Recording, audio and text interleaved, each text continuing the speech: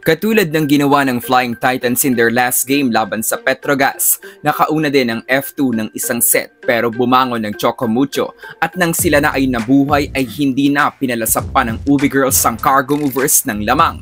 Biningwit ng CMFT ang kanilang ikapitong sunod na panalo ngayong second AFC at nakabawi ang Chocomucho sa Invitational Conference defeat laban sa F2 19-25, 25-8, 25-17 at 25-19.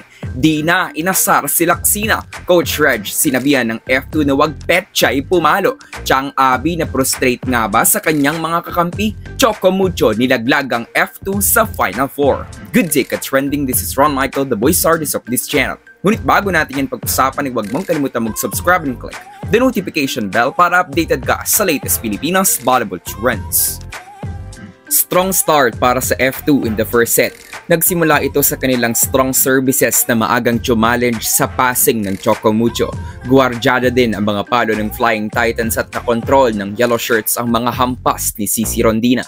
Nagtulong-tulong ang Cargo Movers sa pagpuntos. Nanguna sa kanila si Jolina de la Cruz. Ramdam din ang presensya ni Chang Abi kaya naman dinaan ni Maraño sa bilis ang pagtapos sa first set to 25-19 with her signature running attack.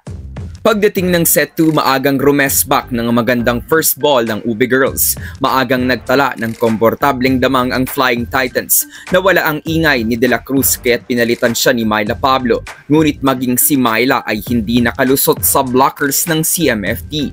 Tila inasar pa ni Wong si Laksina matapos ang illegal attack error ni Ivy. Tinambakan at minaltrato ng Chocomucho ang Cargo Movers at nagtala ng 11-0 run ang CMFT sa pangunguna ng services ni Dina Wong.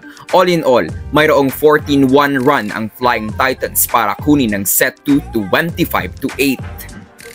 Sa set 3, on top ang CMFT pero hindi malayo ang kanilang agwat sa F2. Activated ang mga middle blockers ng both teams, ang blockings ni Baron at ang running ni Madayag. Going to the ending part, nag-cramp si Jolina.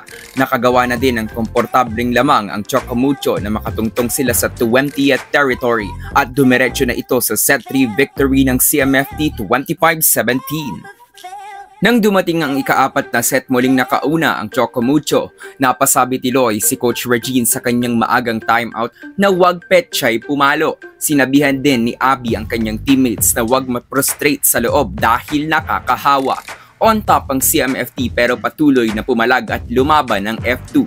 Nagpatuloy ang good game ni Caitlin Viray nang pinalitan nga niya si Kat noong third set ay hindi na siya nilabas ni Coach Dante. At ito ay nagdiretso na hanggang sa CMFT victory 25-19.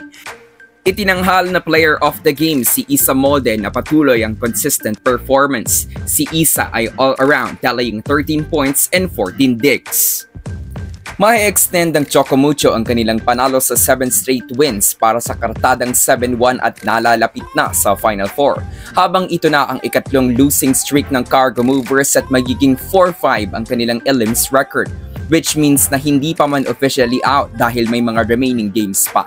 Pero dahil sa victory ng CMFT ay parang inilaglag na din ng Chocomucho ang F2 sa semifinals. Susunod na makakalaban ng Chocomucho ang PLDT sa November 23 habang makakaharap naman ng F2 Cargo Movers ang Cherry Tigo sa November 25. So that's it for today's video ka-trending. Do not forget to subscribe and click the notification bell para updated ka sa latest ganap ng women's volleyball sa Pinas. Thanks for watching. Bye for now!